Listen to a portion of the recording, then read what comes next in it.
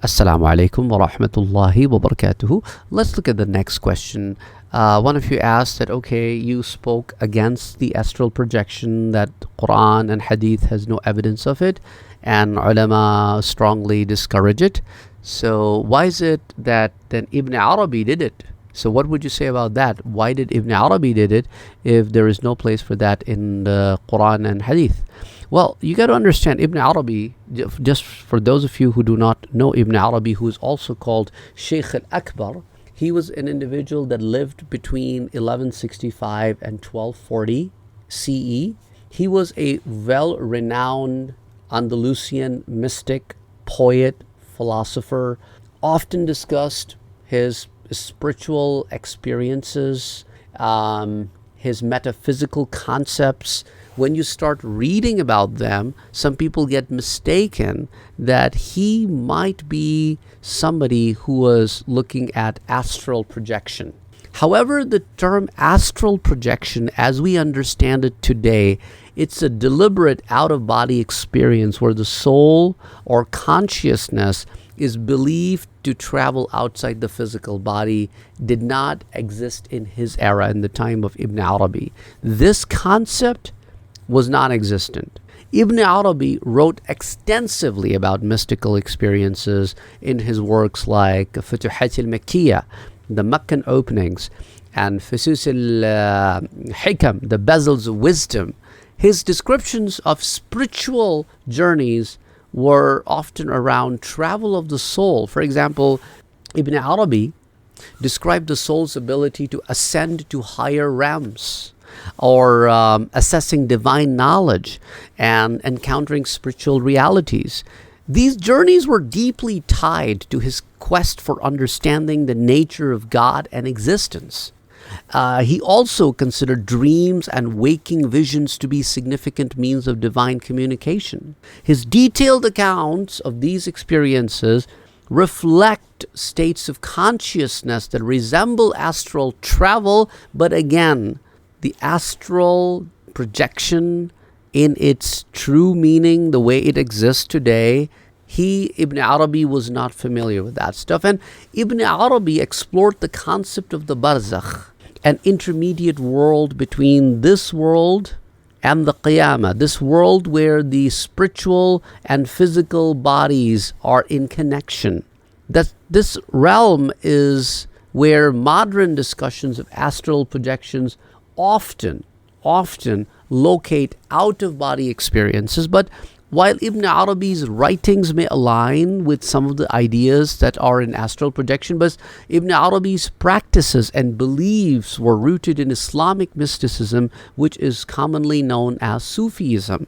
His spiritual travels were more about connecting with divine realities and achieving greater self-awareness, rather than the contemporary understanding of astral projection as a separate practice. So Ibn Arabi frequently wrote about barzakh. He viewed this realm as fluid, where the soul can perceive divine symbols, spiritual truth, and metaphysical realities. And then Ibn Arabi placed great importance on dream, considering them a form of partial unveiling, which is coined as the word kashf. In his view, dreams were a medium through which the soul could transcend physical limitations and access spiritual knowledge. For Ibn Arabi, this dream state wasn't just passive. It was an opportunity for interaction with the spiritual beings, with prophets or divine messages. And if you're talking about the ascension of the Prophet ﷺ, I already told you about that. This ascension was not astral projection. Prophet ﷺ went for Mi'raj with his soul and body intact.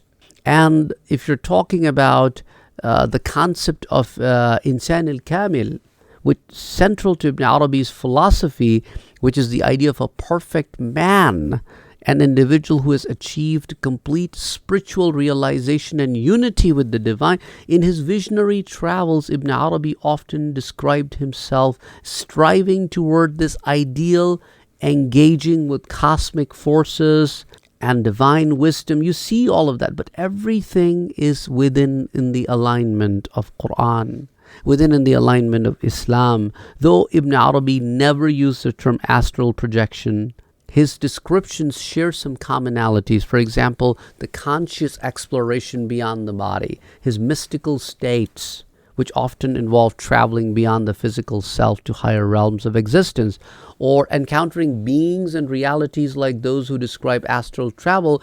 Ibn Arabi reported interacting with the spiritual entities, divine truths, and symbolic things. Or a purposeful journey, like for Ibn Arabi, these journeys were always tied to spiritual growth and understanding rather than casual explorations. But at the same time, there are huge differences between what Ibn Arabi had and astral projection. For example, Ibn Arabi's experiences were deeply rooted in Islamic theology and Sufi metaphysics. He saw his travels as a way to draw closer to God and fulfill his role as a seeker of divine truth. So it was within the theological framework. Modern astral projection often involves specific techniques to induce the state. Ibn Arabi's journeys were more spontaneous, occurring during states of deep contemplation, during prayers, or divine inspiration. And for example, in his works, Ibn Arabi often described encounters with, meeting with Qadri alayhi salam, who is considered a guide of knowledge. These meetings usually occurred in visionary or spiritual states. Now, if you're interested in me talking about Sayyidina Qadri alayhi salam, then we're going to do it in a separate video, but not in this one. Ibn Arabi wrote about ascending through the seven heavens, a symbolic structure of the cosmos, where he learned secrets about the universe and the human nature. In his travel, Ibn Arabi referred to the universe as a reflection of God's attributes. His journeys helped him understand how all existence is interconnected and unified. Ibn Arabi's journeys weren't just personal, they were means to articulate profound metaphysical truth. His experiences emphasized the interconnectedness of all existence, the soul's ability to transcend physical limitations, the importance of divine knowledge in achieving spiritual fulfillment. So that's the reason that I said, it just doesn't aligns with astral projection. It may have some commonalities, but it has huge and massive differences. So I hope that answers your question.